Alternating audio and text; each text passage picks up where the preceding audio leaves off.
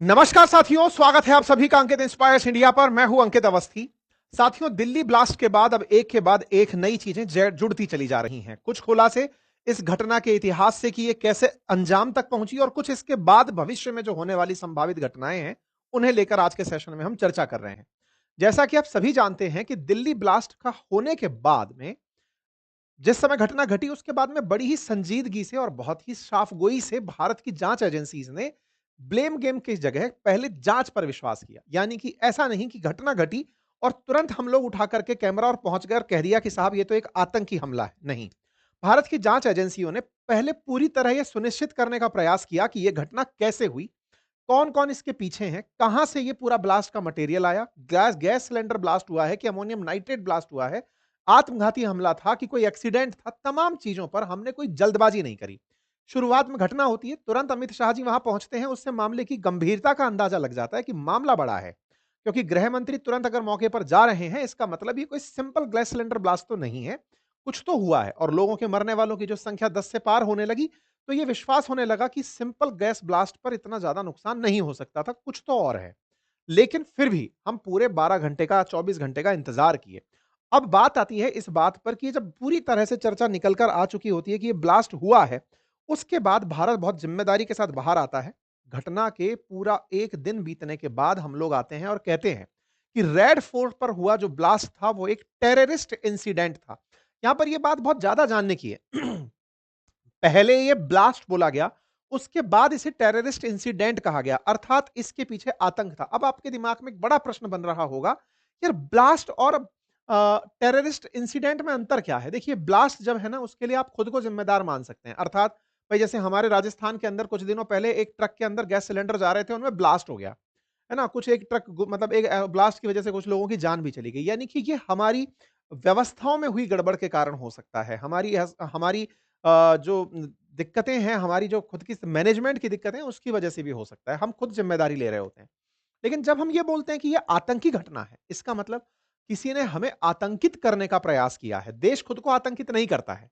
देश के देश विरोधी जो हैं, परपेट्रेटर्स जो हैं या राष्ट्र विरोधी हैं, वो राष्ट्र के अंदर अशांति फैलाने का प्रयास करते हैं। ये राष्ट्र विरोधी राष्ट्र के भीतर भी होते हैं। कई ऐसे सांप भी तो हैं जो आस्तीन में पले हैं, जो हमारे साथ ही रहते हैं, हमारा ही दिया खाते हैं, हमारे ही संसाधनों का दुरुपयोग करते हैं और हमारे ही देश को नुकसान पहुंचाते हैं। ऐसे लोग भी तो भारत में हैं। तो हमें यह पहचानना है कि ये घटना किसने की। तो आतंकी घटना जब आप बोलते हो, तो ये जिम्मेदारी भरा बयान था। मतलब यहां पर देखने की आवश्यकता है, जैसे हमारे देश में जब पहलगाम में आतंकी हमला हुआ, तो घटना के तुरंत पीछे हमने अनाउंसमेंट कर दिया था कि यह आतंकी हमला है। लेकिन इस बार क्या था? इस बार हमने समय लिया ब्लास्ट को आतंकी घटना बताने के लिए, पूरी जांच की। जब हमने ये जांच की, तो इसके पीछे का एक तर्क ढूंढा गया कि ऐसा हुआ क्यों। इसके पीछे की कहानी ये है कि इस समय जब घटना घटी थी, मैंने उस दिन भी आपके सामने एक सेशन किया था और कहा था कि अमेरिका के इंटरफेरेंस के चलते भारत बहुत जिम्मेदारी से काम कर रहा है। ऐसा क्यों? क्योंकि जैसे ही हम आतंकी घटना बोलेंगे, भारत एक्ट ऑफ वॉर में जाएगा। Act of war operation 2.0, operation Sindoor 2.0 को एक्टिवेट कर देगा। यानी पाकिस्तान इसके लिए जिम्मेदार है। ये जिम्मेदारी देने से पहले हम सुनिश्चित करना चाहते हैं, ताकि अमेरिका अगली बार हमारे सामने कोई भी बाधा बनकर खड़ा ना हो। भारत के विदेश मंत्री की अमेरिकी विदेश मंत्री से कल बातचीत होती है, इन पर्सन मुलाकात होती है और भारत के विदेश मंत्री उन्हें बताते हैं कि देखिए, ये हम जांच कर रहे हैं और ये इस तरह से आतंकी घटना निकल कर आ रही है। इसका मतलब यह है कि हमने आतंकी घटना डिक्लेयर करने से पहले पूरी जांच को बखूबी किया, स्टेप बाय स्टेप हर कड़ी को ढूंढा। और आज मैं पूरा एक्सप्लेन करूंगा आपको कि यह घटना कैसे हुई और इसमें पाकिस्तान कनेक्शन क्या है। हम पूरा आपके सामने आज इसको डिकोड करेंगे, ठीक है? अब क्या होता है? ये टेररिस्ट अटैक है, ये बात अमेरिका खुद बोल देता है। ये टेररिस्ट अटैक जो भारत बोल रहा है, ये अमेरिका भी बोलता है।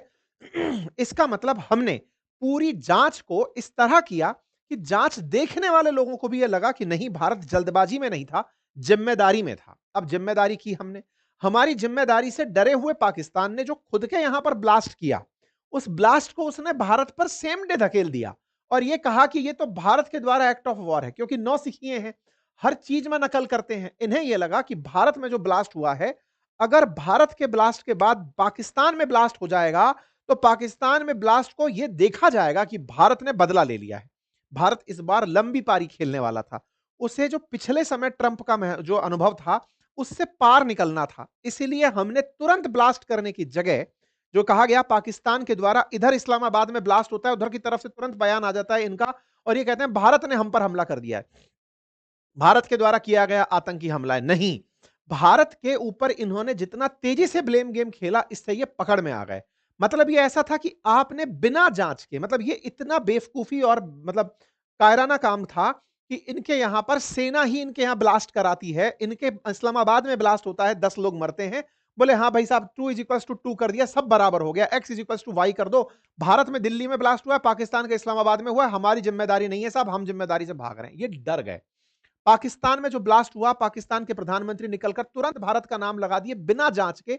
भारत यही चाहता था कि तुम जल्दबाजी करो और पकड़े में आओ। यही पकड़े के कारण है कि अमेरिकी विदेश मंत्री भारत के लिए बयान देते हैं कि भारत बहुत अल्टीमेट जांच कर रहा है और हमको उसकी जांच पर पूरा विश्वास है, वो सक्षम लोग हैं और जांच के बाद ही कोई बात निकल कर आएगी। तो ये जल्दबाजी में किए पकड़ में आ गए। कहते हैं ना, आप जल्दबाजी में गुनहगार के साथ, चोर के साथ दिक्कत क्या होती है कि जब वो चोरी करके जाता है तो वो कुछ साक्ष्य छोड़ जाता है। तो इनके द्वारा चोरी के साक्ष्य छूटे, खुद के लोग भी मरवाए इन्होंने और बदनाम हुए सो अलग। खैर आगे बढ़ते हैं। अब बात आती है ऑपरेशन सिंदूर की। मैं आपको याद दिला दूं, पिछली बार जब हमारे देश में पहलगाम आतंकी हमला हुआ था, तो उस समय भारत ने आतंकियों को निशाना बनाने के साथ साथ उनके ठिकानों को भी निशाना बनाया था ऑपरेशन सिंदूर के अंदर। और भारत के द्वारा जब यह बात बोली जा रही है कि हमारे यहां यह आतंकी हमला है, तो इससे फिर से पाकिस्तान की चिंताएं बढ़ेंगी, क्योंकि पहलगाम में आतंकी हमले के खिलाफ ही हमने ऑपरेशन सिंदूर किया था और हमने यह जरूर कहा था कि याद रखिएगा, आने वाले समय में कोई भी टेरर अटैक अगर भारत में हुआ तो उसे ट्रीट किया जाएगा as an act of war. यह बात आप सभी को समझ में आनी चाहिए। एक्ट ऑफ वॉर का मतलब है कि यह युद्ध भड़काने वाला कृत्य है, हम इसके खिलाफ युद्ध लड़ सकते हैं। मतलब ऐसा नहीं है कि टेररिस्ट था तो हम टेररिस्ट को मानेंगे, नहीं। अब इसमें भी एक अंतर है साहब, टेररिस्ट अटैक और वॉर में अंतर क्या होता है।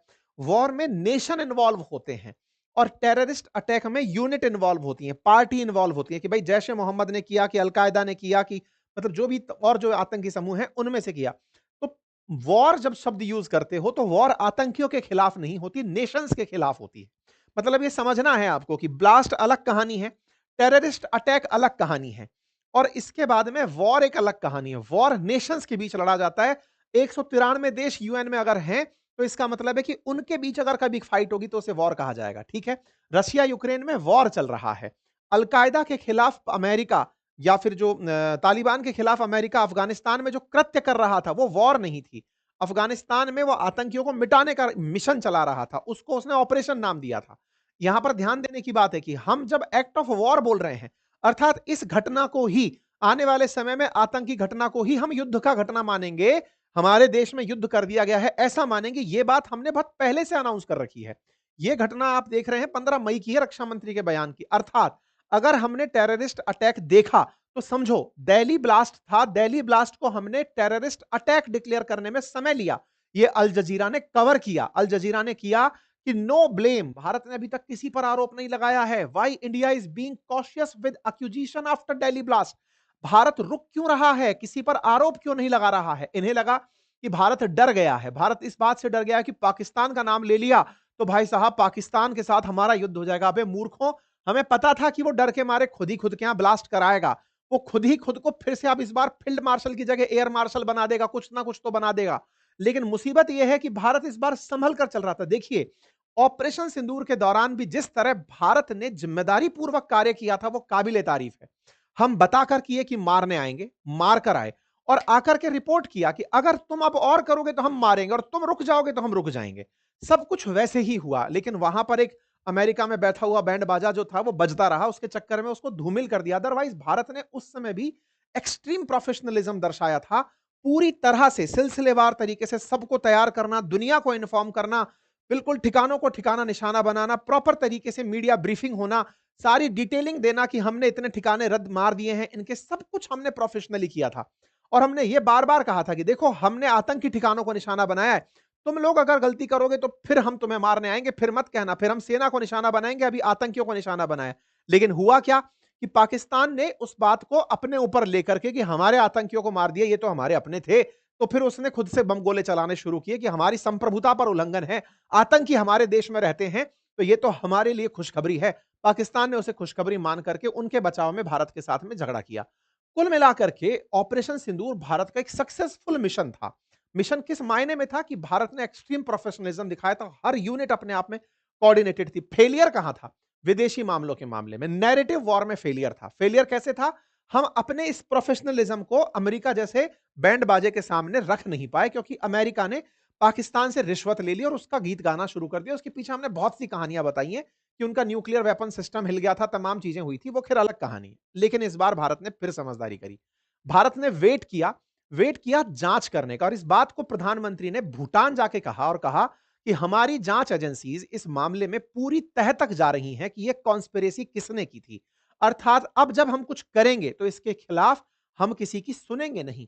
प्रधानमंत्री के बाद में गृह मंत्री ने एक पूरी लेवल की बैठक बुलाई, सबसे जानकारी ली, कैबिनेट स्तर पर सिक्योरिटी लेवल की बैठक हुई, सब तरह की ब्रीफिंग हुई। फिर यह कंफर्म किया गया कि दिल्ली में हुआ जो ब्लास्ट था वो एक टेरर इंसिडेंट था। अर्थात हमने पूरी जिम्मेदारी के साथ, ये याद दिला दूं मैं आपको, दिल्ली ब्लास्ट को टेररिस्ट अटैक बताने से पहले हमने जिम्मेदारी निभाई है। ठीक है साहब, आगे बढ़ते हैं। एक्ट ऑफ वॉर आ जाता है, यह बात बड़ी खबर बनती है, और यह खबर इनके लिए सरदर्द बनती है, क्योंकि भारत ने कह रखा है कि एक्ट ऑफ वॉर होगा तो हम फिर उसको वॉर की तरह ही लेंगे। अर्थात क्या आने वाले समय में भारत पाकिस्तान पर हमला करेगा? बड़ा सवाल खुला रह गया है। अब आप पूछेंगे कर देना चाहिए सर, अब तो ऑपरेशन सिंदूर 2.0 का समय है। रुकिए जरा, एक्ट ऑफ वॉर में अभी भी हमने पाकिस्तान जिम्मेदार है या नहीं यह अनाउंसमेंट नहीं किया है। यहां ध्यान से देने वाली बातें हैं, हम बड़ा ही साफ गोई से काम करते चल रहे हैं। पहले हमने बताया कि यह ब्लास्ट था, ब्लास्ट के बाद उसमें आतंकी हमला है, जांच से पता चला, जांच से पता चला अब वो आतंकी पाकिस्तान से कनेक्टेड हैं। आप पूछेंगे यह कैसे पता चलेगा? आपको जानकर आश्चर्य होगा, जितने भी जिम्मेदार थे सब गिरफ्तार हो चुके हैं। जो मरा वो फट गई उसकी, डर गया वो फट गया खुद से। लेकिन जो बकड़े में आए, जिनके निशानदेही पर ये 2900 किलोग्राम के आसपास का जो विस्फोटक बरामद हुआ, वो सब पुलिस की गिरफ्त में है। जांच एजेंसी पीट पीट कर उगलवा रही हैं। ये जो व्हाइट कॉलर टेररिज्म का नया तरीका इन्होंने निकाला था कि पढ़े लिखों को आतंकी बनाओ, जिन पर कोई डाउट नहीं करेगा, डॉक्टर्स को, प्रोफेसर्स को, इनको बनाओ, इनको आतंकी बनाओगे तो कोई पूछताछ भी नहीं करेगा, वो कह के निकल लेंगे जी साहब हम तो पढ़ने लिखने वाले आदमी हैं, हम आतंकी कहां बनेंगे, दुनिया भूल जाती है ओसामा को। लेकिन आतंकियों ने डॉक्टरों को जो व्हाइट कॉलर तरीके से पकड़ा कि तुम आतंकी बनो, वो सब गिरफ्त में है। और जब गिरफ्त में है तो वो सब उगलेंगे, और उनकी उगली हुई सारी बातें जिसके आधार पर ये हमने पकड़ी है चीजें, वो ये भी बताएंगे कि हमारे आका कहां बैठे थे और कहां से हमको आदेश मिल रहे थे। यानी इनका सरदर्द तो अभी बढ़ेगा। अमेरिका को हम ये पूरी तरह से समझा कर देंगे कि अब मत बचाइएगा सर, हम आपको अब पूरा डिटेल दे दिए हैं। क्यों? अब आप पूछेंगे सर हम कोई किसी के गुलाम थोड़ी हैं जो अमेरिका को रिपोर्ट कर रहे हैं, हम खुद से ही इन सब बातों का निर्णय कर लेंगे। बहुत सही सोचते हैं आप। संप्रभु राष्ट्र होने का हमने अपनी तरफ से पूरी दुनिया को बताया हुआ है। अमेरिका ने हमको ऑफर किया कि अगर आप चाहें तो हम जांच में सपोर्ट कर सकते हैं। ये मार्को रूबियो हैं, G7 की अभी फॉरेन मिनिस्टर लेवल की मीटिंग्स थी कनाडा के अंदर, उसमें भारत के विदेश मंत्री से इनकी मुलाकात हुई और इन्होंने मीडिया के सामने ये वाली बात कही कि हमने भारत को बोला कि क्या हम आपकी जांच में सहयोग करें। भारत ने इनकार कर दिया। भारत किसी भी दूसरे देश को इन्वॉल्व नहीं होने देना चाहता। भारत कहता है अबे हम खुद टॉप 5 इकोनॉमीज में से एक हैं, हम अपनी जांच एजेंसीज पर पूर्ण ट्रस्ट करते हैं। हमारी जांच एजेंसीज ने एक बहुत बड़ा हमला होने से रोक दिया। जांच एजेंसीज इस हद तक पहुंच गई थी कि उस आदमी को खुद को कार में रख करके ब्लास्ट करना पड़ा, क्योंकि उसे डर था कि अब मैं मारा जाऊंगा। जो मरा ना दिल्ली ब्लास्ट के अंदर, वो खुद डर गया था। सोचो 140 करोड़ में एक एक आदमी जो देश के खिलाफ सोच रहा था, उसके दिल में यह भय हो गया कि अब मैं पकड़ में आने वाला हूं, मुझे मरना ही अल्टीमेट विकल्प दिख रहा है। मार्को रूबियो ने इस बारे में जो बात बोली वो समझने योग्य है, और वो ये कह रहे हैं कि हमें भारत की जांच पर पूर्ण विश्वास है, भारत कैपेबल है, वो कर सकते हैं अपनी जांच, ये एक्ट ऑफ टेरर है, इसको वो मानते हैं। देखिए उन्होंने कहा है they are very capable of these investigations, they don't need our help and they are doing a good job. जब ये बात अमेरिका बोल रहा है, इसका मतलब समझिए कि उन्हें हमने बता रखा है कि हम पाकिस्तान नहीं है जो आकर के आपके सामने हर बार हाथ खड़े होकर खड़े हो जाएंगे, लीजिए सर दीजिए हमें ज्ञान। नहीं, भारत ने अपनी तरफ से बातें साफ रखी। डॉक्टर एस जयशंकर ने बिल्कुल मौके पर जाकर के उनको बातें बताई। आप कहेंगे बताने की जरूरत ही क्या थी, क्या हमारे ऊपर बैठे क्या? जी नहीं साहब, हम तो कनाडा गए थे, G7 की मीटिंग में हमको बुलाया गया था। G7 के अंदर विदेश मंत्रियों की बैठक थी, और जब बैठक थी तो वहां पर मार्को रूबियो भी थे और भारत के विदेश मंत्री भी थे, दोनों की मुलाकात हुई। केवल इसी घटना पर नहीं, बायलैटरल ट्रेड्स को लेकर के भी चर्चाएं हुई, तमाम बातों पर चर्चाएं हुई। उम्मीद है कि अब आपको यह सारा मसला क्लियर हो गया होगा। तो अब हमें इंतजार किस बात का है? इंतजार इस बात का है कि इस टेरर अटैक पर भारत यह अनाउंस कर दे कि यह हमला पाकिस्तान की तरफ से था। फिर ऑपरेशन सिंदूर 2.0 ऑन हो जाएगा।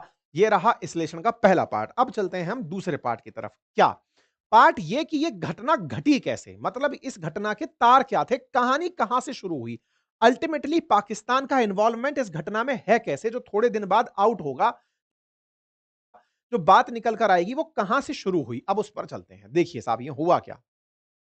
8 तारीख के दिन भारत की मीडिया में खबर आती है, और खबर यह आती है कि जम्मू कश्मीर के बहुत से इलाकों में रेड हुई है। सेवरल लोकेशंस पर कुलगाम के अंदर रेड हुई है। कुलगाम के अंदर, जम्मू के अंदर बहुत सी जगह पर रेड कराई गई है। रेड से मतलब भारत की सिक्योरिटी फोर्सेस लगभग 59 जगहों पर इस तरह से जांच करने पहुंची, बहुत ही तेजी से। तस्वीरें आई, वीडियोस आए। सुबह 8 तारीख के दिन सुबह सुबह इस तरह के वीडियोस आने शुरू हो गए थे। 59 लोकेशंस पर जांच एजेंसीज पहुंच पहुंच करके रेड एक्टिविटीज कर रही थी। अब आप पूछेंगे, जनरली ये जो रेड दिख रही है, ये तो फिल्म की शूटिंग सी दिख रही है। बोले क्यों? कैमरा लेकर रेड कौन करता है? बड़ा सवाल है ये। भाई रेड तो वो होती है जो गुप्त रूप से होती है। यहां पर ये बंदूक लेकर घूम रहा है, कैमरामैन पीछे चल रहा होगा, तभी तो ये निशाना आया होगा। आप सोचिए ना कि ये पुलिस वाले जो चल रहे हैं, ये कैमरे के सामने दौड़ रहे हैं। इसका मतलब ये तो पिक्चर की शूटिंग ज्यादा लग रही है रादर देन किसी जांच के, क्योंकि सिक्योरिटी एजेंसीज ऐसी जगह पर कैमरा लेकर नहीं घूमती। ये एक सिंबॉलिक एक्ट था। जांच के साथ साथ ये संदेश भिजवाना कि सुनो, तुम्हारे आकाओं के ठिकाने पर जांच एजेंसीज पहुंच चुकी हैं, टीवी के माध्यम से जान लो। देखो, जम्मू कश्मीर से कोई भी खबर जब बाहर आती है, तब पुलिस चाहती है, फोर्सेस चाहती हैं, तो खबर बाहर आती है। न्यूज मीडिया ऐसे फोर्सेस के साथ घूमने के लिए फ्री नहीं है। वो पूरी तरह से फोर्सेस अपनी तरह से चीजों को देखते हैं। उनको पता है कि यहां से खबर निकाल के देनी है, तो वो जानबूझ कर दी गई। इसके पीछे की बड़ी कहानी थी। कहानी क्या थी कि ये जब न खबर आई 8 तारीख को, फिर आई 9 तारीख को कि जांच एजेंसीज लगातार रेड कर रही हैं, और फिर आई 10 तारीख को कि जांच एजेंसी लगातार रेड कर रही हैं। ये जो 3 दिन लगातार जो खबरें आई थी ना, इन खबरों का परिणाम था 10 तारीख की शाम को हुआ ब्लास्ट। ये घटना जो है, ये 10 तारीख के दिन जब आप देख रहे हैं कि ये मंडे के दिन जो ब्लास्ट हुआ, इसके पीछे 10 जिलों में हुई जो रेड थी ना, वो स्ट्रेस पैदा कर गई उन आतंकियों के दिमाग में कि भाई डर जाओ, क्योंकि हमारे ठिकानों पर रेड पड़ना शुरू हो चुकी है। अब आप सोचिए, ये जब रेड पड़ रही थी तो क्या कैमरा दिखाने के लिए पड़ रही थी? नहीं। जांच एजेंसीज कुछ और भी यहां हिट कर रही थी, और वो क्या था? अब उसकी कहानी को मैं सुनाऊंगा, लेकिन इससे समझ लो कि जिस दिन ये हमला हुआ है ना, उसके दिन ही सुबह 2900 किलोग्राम बम बनाने का रसायन पकड़ा गया। ये जो बम बनाने का रसायन पकड़ा गया ना 10 तारीख के दिन, और 10 तारीख के दिन रसायन का पकड़ा जाना और रात को ब्लास्ट हो जाना, ये दोनों तार जुड़ रहे थे। रसायन पकड़ा गया और ब्लास्ट हुआ, ये दोनों एक ही जगह से तार जुड़ रहे थे, और उस तार में ये सारे चेहरे जुड़ रहे थे, जिनमें अधिकांश लोग डॉक्टर थे। 12 गिरफ्तारियां हुई, उनमें से 6 लोग एमबीबीएस डॉक्टर थे। ये व्हाइट कॉलर टेरर का एक नया रूप दिखाया गया। व्हाइट कॉलर टेरर से मतलब समझिए, ऐसे सफेदपोश लोगों को उठाया जाए जो लोग आकर के आतंक भी फैलाएं तो किसी को डाउट ना हो, वो ये कह करके कि स्टेथोस्कोप मैंने गले में डाल रखा है, मैं तो डॉक्टर हूं साहब, मैं तो लोगों का इलाज करता हूं, जान बचाता हूं, मैं आतंक में कैसे लीन हो सकता हूं। साथियों, गांदरबल, श्रीनगर, शोपिया, पुलवामा, ये तमाम वो शहर रहे जो इस पूरी घटना के अंदर तार की तरह पिरोए हुए थे। फिलहाल आप मैप पर इसे देख लें, क्योंकि घटना के तार शुरू होते हैं यहां से, और इस घटना को शुरू होते होते गिरफ्तारियां यहां होने लगती हैं। लखनऊ में गिरफ्तारी होती हैं, लेकिन जो मेजर जगह रही वो फरीदाबाद और दिल्ली रही। देखिए, फरीदाबाद जो है ना, वो एनसीआर में आता है, हरियाणा का ही एक जिला है, एनसीआर में आता है। यहां से दिल्ली पहुंचना आधा घंटे का काम है, घंटे भर में आप लाल किले पर पहुंच जाओगे, ट्रैफिक आवर्स में भी। तो यहां से पूरी तैयारियां हो रही थी, और इसी तैयारी के तार जुड़े थे दिल्ली की ब्लास्ट से। मतलब इस बार दिल्ली के बिल्कुल आउटसाइड ही एक यूनिवर्सिटी को बेस कैंप बनाया गया था, दिल्ली के आसपास के सभी क्षेत्रों पर ब्लास्ट करने का। कहानी को पकड़ा कैसे गया, अब हम उस पर चलते हैं। देखिए, ये आपको एक फ्लो चार्ट में दिखा रहा हूं, और इसकी कहानी के पीछे असली किरदार है ये पत्र जो 17 अक्टूबर 2025 को श्रीनगर के अंदर, मतलब जम्मू कश्मीर के अंदर छापा गया। कई शहरों में, कई जगहों पर एक पोस्टर लगाया गया। इस पोस्टर की कहानी क्या थी?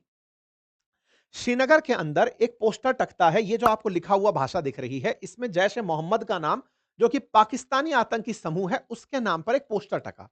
इस पोस्टर में साफ साफ सख्त हिदायत दी गई उन लोगों को जो कि भारत के सुरक्षा एजेंसीज को दुकानों पर बैठने देते हैं, उनके साथ बड़ा मेल मिलाप रखते हैं। उनके अंदर एक भय पैदा किया गया कि हमारे में से ही कुछ लोग ऐसे हैं जो भारत की जांच एजेंसीज को अपने आप पनाह देते हैं, रुकने देते हैं, उन्हें जानकारी देते हैं, उन्हें हम धमका दे रहे हैं, अगर वो लोग नहीं रुके तो उन्हें गंदे अंजाम भुगतने पड़ेंगे। ये जो पत्र जैसे ही आया, ये पत्र सबसे पहले प्रकाशित हुआ 19 अक्टूबर को, मतलब पोस्टर लगाए गए, जैसे होता है ना कि भाई धमका दिया गया, पोस्टर पढ़ रहे हैं तो सब बातें।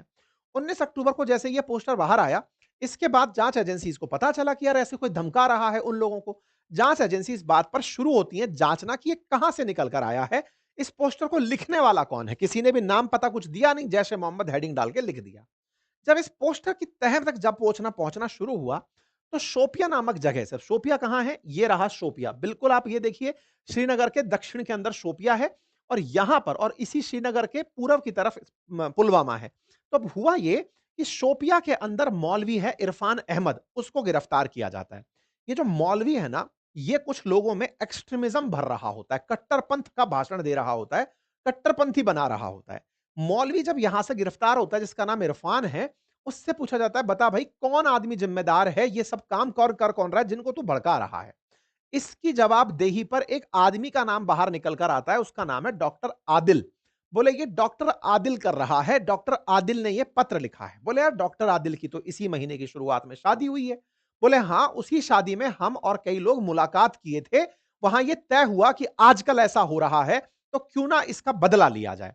तो साहब डॉक्टर आदिल का नाम इस आदमी ने मौलवी इरफान अहमद ने लिया। अब मौलवी डर गया था। नहीं, हुआ यह कि डरने के साथ साथ उसकी जितनी भी सीसीटीवी थी ना, जिनसे वो उठ बैठ रहा था, इन आतंकियों ने एक सिग्नल करके सिस्टम यूज करना शुरू किया पाकिस्तान से कोऑर्डिनेट करने के लिए। मतलब ये डरने के साथ साथ उस घटना से भी समझ गया था कि जांच एजेंसी पकड़ रही हैं कि मेरे सिग्नल्स कहां उड़ रहे हैं। एप्लीकेशन है, लेकिन उसका पता तो चल जाता है ना सैटेलाइट टावर पर कि कहां कहां पर बातें हो रही हैं। इन लोगों ने उसके साथ में जो लोग सीसीटीवी में दिख रहे थे उनके बारे में पूछना शुरू किया, ये कौन है, ये कौन है, ये कौन है। जांच एजेंसी जब बैठाकर इसके साथ पूछताछ की तो ये उगल दिया इसने डॉक्टर आदिल अहमद का नाम। जांच एजेंसी 5 नवंबर को पहुंचती है सहारनपुर उत्तर प्रदेश में उस व्यक्ति को गिरफ्तार करने के लिए। अब आप पूछेंगे कि यहां पर पोस्टर चिपका के ये यहां क्या कर रहा था। साहब यही तो था व्हाइट कॉलर, अर्थात ये आदमी पूरी तरह से अपनी इमेज ये बनाकर चल रहा था कि मैं तो प्रोफेशनल डॉक्टर हूं। लेकिन इस बीच में इस आदमी ने सितंबर से लेकर नवंबर तक की छुट्टी ली हुई थी, इस बीच में ये सारे कांड कर रहा था। अब क्या होता है इसी मौलवी की जवाबदेही पर, निशानदेही पर फरीदाबाद में 30 अक्टूबर को डॉक्टर मुजम्मिल अहमद गिरफ्तार होता है। अब ये जो मुजम्मिल है ना, जो गिरफ्तार हो रहा है, ये फरीदाबाद से गिरफ्तार होता है क्योंकि इसने हिंट दिया कि मुजम्मिल भी है इसमें, इसके साथ में वो दोनों मिलकर के कुछ प्लान कर रहे हैं। श्रीनगर से पुलिस आती है, जम्मू कश्मीर पुलिस आती है, हरियाणा पुलिस आती है, जांच एजेंसीज जितनी भी सिक्योरिटी एजेंसीज हैं, वो इन दोनों को उठाती हैं और वापस लेकर पहुंच जाती हैं जम्मू कश्मीर, और वहीं श्रीनगर में इनकी तुड़ाई होती है। और फिर इनसे पूछा जाता है कि बताओ तुम्हारे साथ और कौन कौन है और ये घटना हो कैसे रही है, कौन है तुम लोग, चाहते क्या हो। अब लेकिन ये व्हाइट कॉलर जो डॉक्टर्स थे, ये पुलिस की कुटाई से और इनकी खिलाफ जो हुई जांच थी उससे ये समझ गए कि अब बचने के रास्ते बंद हो गए। अब ये धीरे धीरे उगलना शुरू किए। उगलना में इधर की तरफ क्या किया, जांच एजेंसी वाले जो हैं वो अनंतनाग के अस्पताल से एक AK-47 बरामद कर लेते हैं, जो कि आदिल अहमद के ही स्टोर से बरामद होती है। तो भाई इसको बता दिया जाता है कि सुन, तू बच तो वैसे भी नहीं सकता, AK-47 तेरे पास मिल गई है, तू तो गया। अब बताए तो बढ़िया है, तू जिंदा रह गया। भाई तू अगर मुजाहिद बनकर खत्म हो जाता, तेरे को लगता कि साहब मैं तो गया और फियादीनी हमला कर लिया, तब तो समझ में आता, लेकिन तू अब गया। तो ये सब लोग धीरे धीरे बोलना शुरू करते हैं। ये कहते हैं कि साहब फरीदाबाद में एक यूनिवर्सिटी है अल फलाह, हमने अपना बेस कैंप वहां बना रखा है। अब अल फलाह यूनिवर्सिटी के अंदर फोर्सेस पहुंचती हैं 8 नवंबर को। हमला कब हुआ है, 10 नवंबर को, ध्यान से सुनिएगा। ये इतना तेजी से जांच एजेंसी जोड़ती जा रही हैं तार, 8 तारीख को फरीदाबाद के अंदर अल फलाह यूनिवर्सिटी में बंदूकें, पिस्तौल और विस्फोटक सामग्री मिलती है। अब जब ये विस्फोटक सामग्री मिलती है, इसी बीच में जांच एजेंसी और जब कड़ी पूछताछ करती हैं तो पता चलता है कि इनके मुजम्मिल का जो कमरा है मंजिल तीसरी पर, उसमें 3000 किलो विस्फोटक और रखा हुआ है। मुजम्मिल का जो कमरा था, डॉक्टर मुजम्मिल था ये इस अल फलाह यूनिवर्सिटी में, उसका बगल वाला जो कमरा था वो डॉक्टर उमर का था, जो भी उसी यूनिवर्सिटी के अंदर असिस्टेंट प्रोफेसर था, MBBS किए हुए लोग थे। ये असल में डॉक्टर उमर के साथ मिलकर के हमले की प्लानिंग कर रहे थे। ये जो कल हमले में मरा 10 तारीख को जिसने ब्लास्ट किया I-20 के अंदर बैठ करके, जिसका डीएनए टेस्ट कंफर्म हो गया है कि हां ये वही था, वो डॉक्टर उमर मुजम्मिल का कमरे का पड़ोसी था। ये लोग मिलकर के प्लान कर रहे थे कम से कम 4-5 जगह पर ब्लास्ट करना। कल I-20 के अलावा एक गाड़ी की और तलाश हो रही थी, दैट इज इको स्पोर्ट, और उम्मीद की जा रही थी कि मतलब ये 4 जगह हमला कर सकते हैं। लेकिन वो जो दूसरी इको स्पोर्ट मिली, उससे डर अभी भी जांच एजेंसीज को है कि वो इको स्पोर्ट खाली मिली है, उसको चलाने वाला व्यक्ति यानी आतंकी अभी भी फरार है और वो दिल्ली एनसीआर क्षेत्र में कहीं भी हो सकता है। ठीक है साहब? तो 3000 किलो विस्फोटक सामग्री 9 से 10 नवंबर के बीच में। कई बार हम कहते हैं ना जांच एजेंसीज बहुत कुछ कर रही होती हैं, ये तो बाद में आता है तो हमें पता चलता है साहब, आतंकी घटना हो गई तो हमें पता चला, अदरवाइज जांच एजेंसीज ना जाने कितनी परेशानियों को ऐसे ही न्यूट्रलाइज कर रही होती हैं। एक घटना पता चलिए तो हम इसके पीछे की कहानी चर्चा कर पा रहे हैं। अब क्या होता है, जब ये सब चीजें मिलती हैं, इसी बीच में फिर एक महिला का नाम निकालते हैं और वो है डॉक्टर शाहीन शहीद। अब ये कौन है साहब? ये डॉक्टर शाहीन शहीद जो है, ये कानपुर के अंदर एक मेडिकल कॉलेज है साहब, गणेश शंकर विद्यार्थी कॉलेज, उसके अंदर कभी प्रोफेसर रही थी। ये तब से जब प्रोफेसर रही, डॉक्टर थी, एमबीबीएस किया हुआ था, वहां डॉक्टरों को पढ़ाती थी। लेकिन ये तब से छुट्टी से फरार थी, लंबे लंबे समय तक गायब रहती थी। तो इसको वहां से बर्खास्त कर दिया गया कि तुम ठीक नहीं हो। फिर ये इसके बाद में मुजम्मिल से मुलाकात की। मुजम्मिल से मुलाकात पिछले 2 साल से कर रही थी और यही वो महिला थी जो कि जैश ए मोहम्मद हाफिज सईद की बहन के द्वारा शुरू किए गए एक आतंकी ब्रिगेड, जो महिलाओं की ब्रिगेड थी, उसकी भारत में संचालन करता थी। मैं आपसे कह रहा हूं पाकिस्तान से तार कैसे जुड़ रहे थे। तो ये जो डॉक्टर शाहीन शहीद है ना, जो महिला जो है, ये गिरफ्तार हुई लखनऊ से मुजम्मिल की निशानदेही पर कि साहब ये भी हमारे साथ।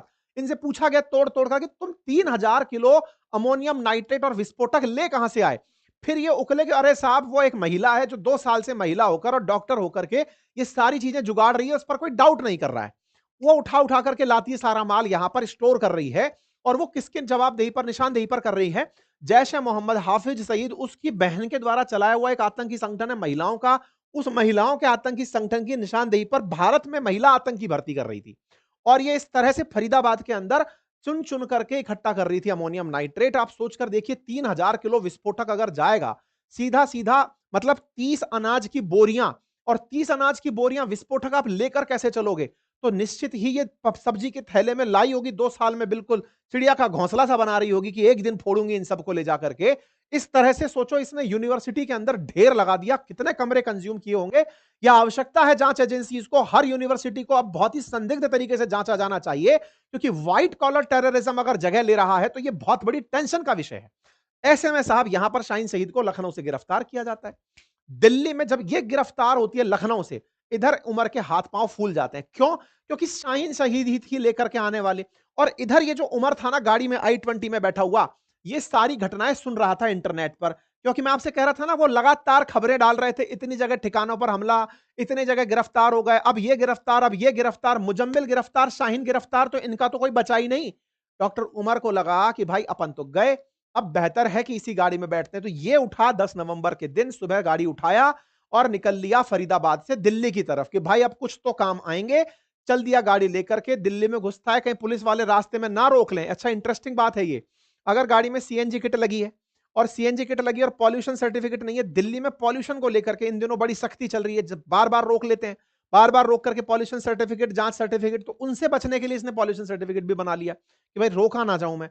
सीधा एंट्री करता है, गाड़ी में फ्यूल भी भरवाता है, सीएनजी भी तैयार रखता है, और तैयारियां अधूरी हैं भाई। 3000 किलो माल रखकर बैठा है, लेकिन गाड़ी में थोड़ा बहुत उठा करके कि थोड़ा बहुत ही सही मैं कुछ तो काम आऊं, जाता है साहब लाल किले के आसपास की मस्जिदों में जाकर के ये नमाज अदा करता है। नमाज अदा करके फिर ये यहां से निकलता है अपने मिशन पर, और अब मिशन पर निकलता है और शाम को आप 7 बजे धमाके की बात 6:52 पर सुन लेते हैं।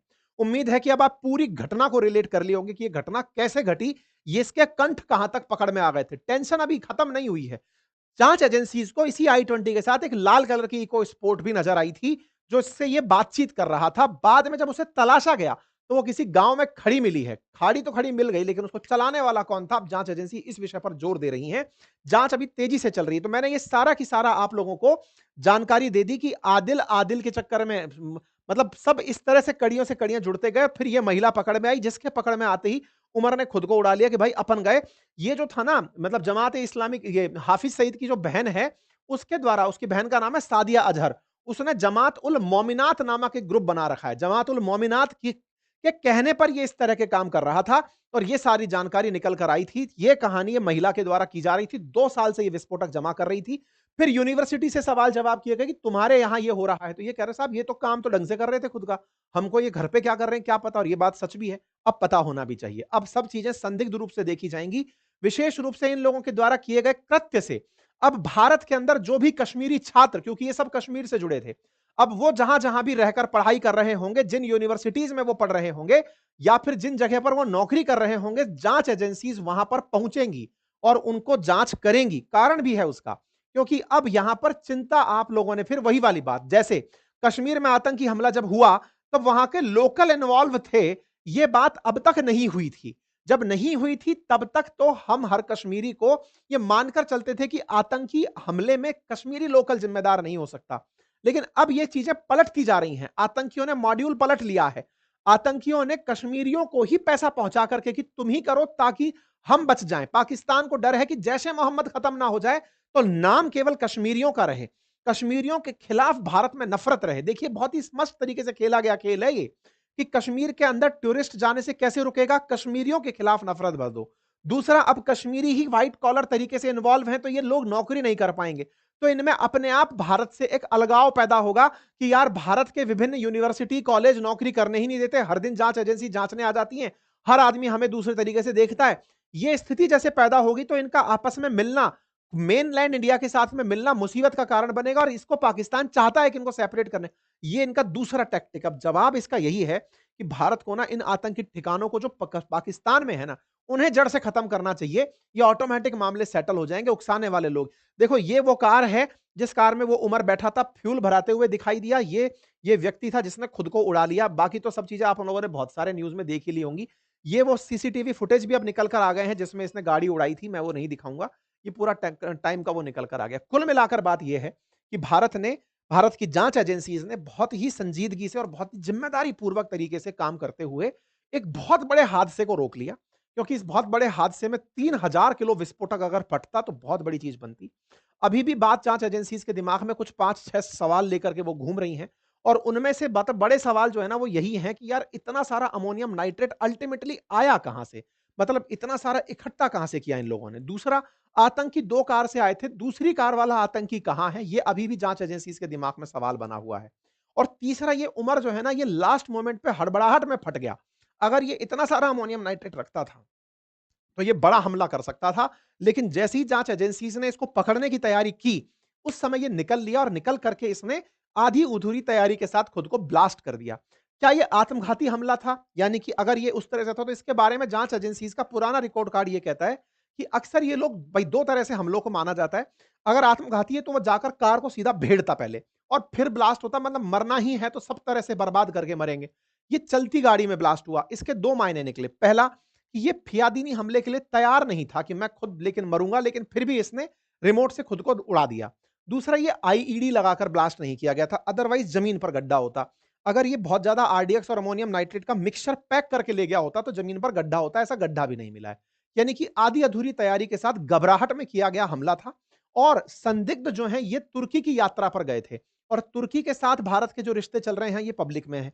ऐसे में ये तैयारियां लंबे समय से कर रहे थे, उसके परिणाम यहां पर आए। लेकिन जांच एजेंसियों का इस बात पर सम्मान होना चाहिए कि उन्होंने देश में एक बड़े हमले को नाकाम कर दिया। लेकिन हां, जो जिम्मेदार हैं उन्हें निश्चित ही पनिशमेंट मिले, फिर चाहे वो देश में हो चाहे विदेश में हो, उनका इंतजाम भारत सरकार करे, ये उनसे अपेक्षाएं रहेंगी। बाकी आप लोग इस विषय पर क्या सोचते हैं, अपनी राय जरूर कमेंट बॉक्स में बताइए। चैनल पर नए हैं तो सब्सक्राइब कर लीजिए, साथियों के साथ अवश्य साझा कीजिए। बहुत बहुत धन्यवाद।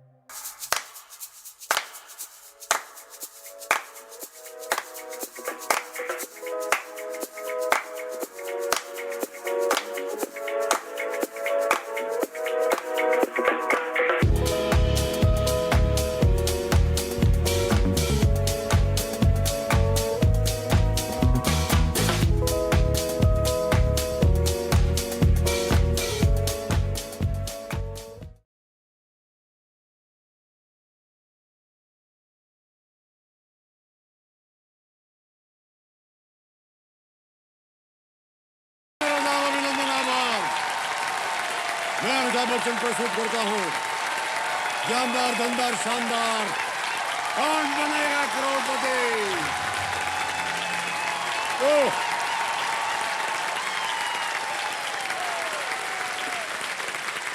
ऑलराइट, तो देवियों सज्जनों,